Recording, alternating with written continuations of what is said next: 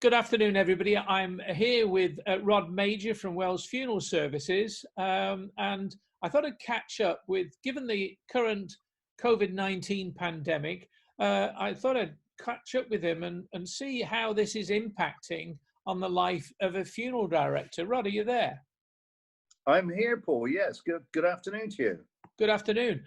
Rod, I know that people might be wondering, why is there a picture of Wells Market? And I know you, although you've got premises and Chapel of Rest over in Chilcompton, but you really have been a major figure on the Wells Market for giving good advice and meeting the community on a week-by-week basis on Wells Market. But that's had to stop, hasn't it? There's no market at the moment. No market at all at the moment. I think they did try to offer a food type market and keep the food stores quite wide apart, but I don't think that really worked too well. And so no, there is no market at the moment, although they're keeping us abreast of the situation. But I think we can safely say it's going to be off for the foreseeable future. Yes, well, it's a pity that, because I think we were chatting earlier about the challenges that people have when it comes to speaking with a funeral director.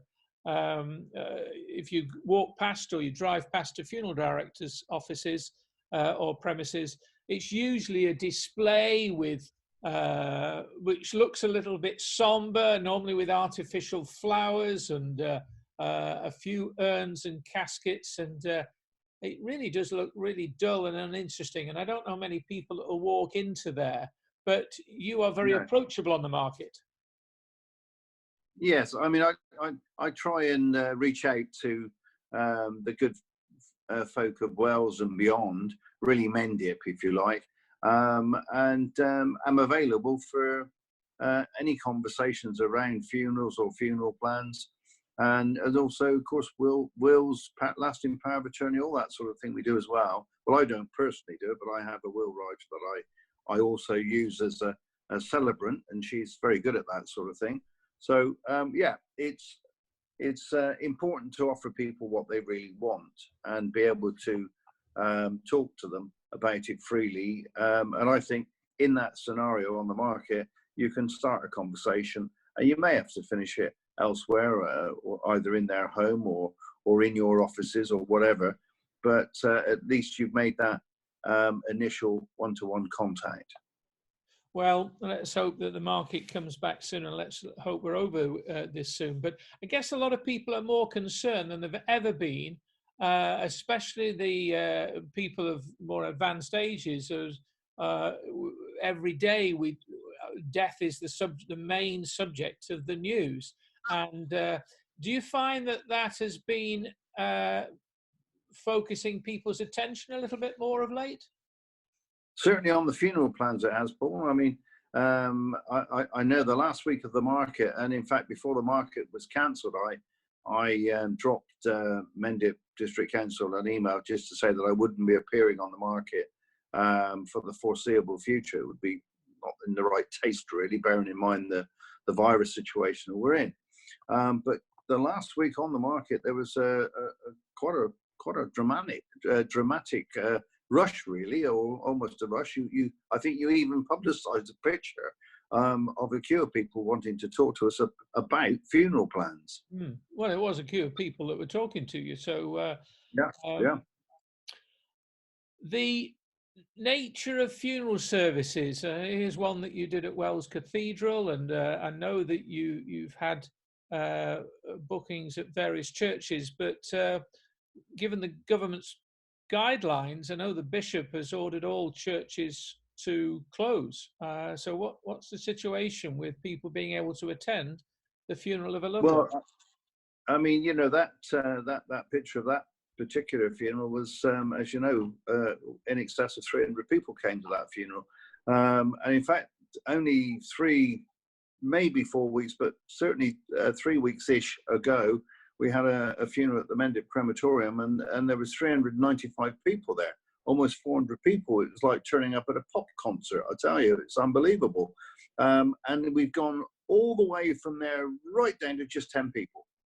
So a funeral, you know, the last couple of funerals I've done have been Not the atmosphere is gone. The ability to send people off in the way that we like to send them off um, has evaporated, and it's sort of it's a shame. You know, it's a dramatic change for me. It made a hell of a difference. You know, it's almost chalk to cheese. You know, just so different. You know, when there's only when you're only allowed 10 people in the chapel, and they've all got to sit separate. It's very sterile. Well, I suppose it's got to be, hasn't it, because of the virus situation. But it's such a dramatic change and such a devastating thing for families who obviously want to do it a different way.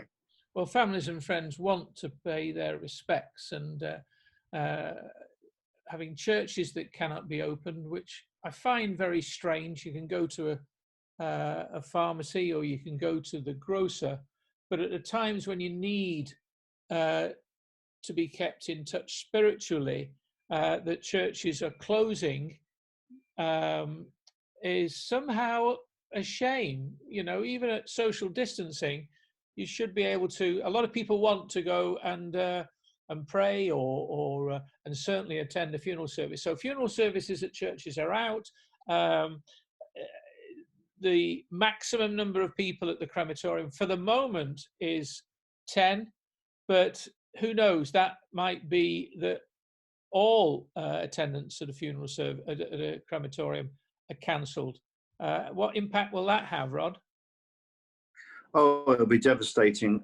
You know, for family members that are already mourning the loss of a loved one, and then not being able to see them off and give them the tribute that they deserve and celebrate their life. You know, it's absolutely devastating. Not just devastating for the families, but it's devastating for the funeral services as well, because, you know, we want to deliver something that people can remember, and something that the person that's died also wanted, because some of the people, of course, have funeral plans, and of course in the funeral plans they write down exactly what they want. So yes, it's a real difficult time, not just for the funeral directors, but mainly for the families, and also we feel, you know, somehow we are falling well short of the mark because of what we've been delivering previous to this, and now it seems to be a very slimmed down version of a quality product that we were delivering only a few weeks ago. Well, I know that you were one of the forerunners in Somerset of offering live stream at a funeral, so that family members that could not attend, that were outside of this exclusive 10, could at least attend via a direct video link via YouTube. And indeed, I was helping in that situation, and it meant that not only did local friends from the Wells area virtually attend that funeral, but also many family members and grandchildren in New Zealand and Australia were also felt that they were part of that particular occasion. Do you see any future for that when all of this is over? I think so. Yeah, I think there's a definite future for that, and I think, you know, that particular funeral, that was a real big bonus for the family, and for you know, the wider family further away. And I think, you know, the crematoriums have already got the facilities there. Really, they've already got the internet, as everybody's got the internet. It's just the ability to jump onto their Wi-Fi, really, and just join up the dots. I mean, it's all there. All they need to do is join up the dots, and I think it will help people, especially at this particular time. Even if you, you know, your best possible scenario is to stream it live. But if the worst case scenario is that you have a video of the wedding, of the funeral, rather, not the wedding, the funeral, and that can go up on YouTube, and family members from wherever they are can link in there and watch that at a later stage as opposed to live. At least you've captured something, you know. but yes, certainly the possibilities are there, and not just with the crematoriums, with the churches as well, because all of them have offices, all of them have Wi-Fi. So I can see this taking off, Paul, actually. Well, I know that churches in the US actually live stream services. I know that the congregation are very much further apart often, and US treats church membership and church services slightly different than we do. But I noticed the Wells Cathedral now have their own Wi-Fi and installed, and St. Thomas is certainly doing. They're planning to install cameras, presumably for the same thing. I've not asked them. And it's just a pity that on this occasion we weren't given permission to access the broadband at the crematorium. We had to stream from my mobile phone, which is fortunately there's a good signal up there. You are somebody that gives readily free advice and are very helpful, and you're one of those individuals that focuses not on you, but focuses on getting the best for the people that speak to you. A number of people are beginning to ask and worry about the fact that the government may very well clamp down, that there's nobody at a funeral. Will that mean that direct to crematorium will be more, not popular, but be used a lot more? And will that have, and how will that impact the average person? Yeah, I mean, I think the thing is that if we do go down that route, I hope we don't. But if we do go down that route, we're not far off of it, really, with just 10 people coming to a funeral. But it just means that you know, what the funeral director does is vastly reduced, and so all he does literally is brings the person into his care, looks after the person that's died whilst the paperwork's completed. And of course, during this pandemic, during this particular period, the paperwork has become a lot easier to do, in as much as you only need one doctor, not two, and as much as in relation to the registering of the death, that can be done on the internet and over the phone. The crematorium, you know, will accept all this, and of course, direct to crematorium just means that no one comes to the funeral. It's unattended, and it does reduce the cost in every aspect. So you know, that's the only thing really, is that you know, the family wouldn't be paying you know, vast sums of money for the funeral. The direct to crematorium we do at $14.99, as you probably know. There is always an opportunity at a later date to have a memorial service, but I think most people, when someone dies, would like to pay their respects and celebrate in that person's life. And so it is a very tricky, very difficult thing, really, just to send them off on a direct to crematorium. It's not going to work for a hell of a lot of people. Whereas, you know, if someone was you know, nearly 100 and everybody around them had already predeceased them, then you could understand it, you know, because there wouldn't be anybody coming to the funeral, or very few. And so that might be something that person would want. But when there is a family and everybody wants to come along to the funeral, it is devastating they can't go. I think the point is, Rod, that there is no such thing as one size fits all. And that's why it's important to be able to strike up a relationship with your funeral director, which I think you do rather well because of your accessibility on Wells Market, whereas all the other funeral directors are behind closed doors so that you can't look in. I'm reminded of when I used to go and visit hairdressing salons, and these were back in the days when the majority of salons had net curtains because the ladies under the dryers wanted the privacy. And then all of a sudden, Fidel Sassoon came out, and there was a change. And all of a sudden, windows were opened up and people could see inside, and it almost brought the public in. And it's a pity more funeral directors don't adopt that approach. but you do. But at the moment, you can't because you're not on Wells Market. How can people No, get hold no. of you? How can they ask specific questions? Are you doing a live stream? Are you doing a broadcasting? Or you just stay, how can people get in touch with you? Well, people can get in contact with me via the telephone, of course. That's always a nice, easy one. Just pick up the phone and ring me. They can email me. They can text me. If they want to talk to me on a link like this, they can do that as well, FaceTime, or anything. And anything's possible. You know, I'm open to any suggestion and any way of making contact with people. I think it's important to have all lines of communication open. Yeah. Well, maybe I teach you how to use Zoom, and then you could have a regular weekly call in for people Yeah, who want to know more. That would be a good idea, wouldn't it? yeah, that would be great. Yeah, yeah.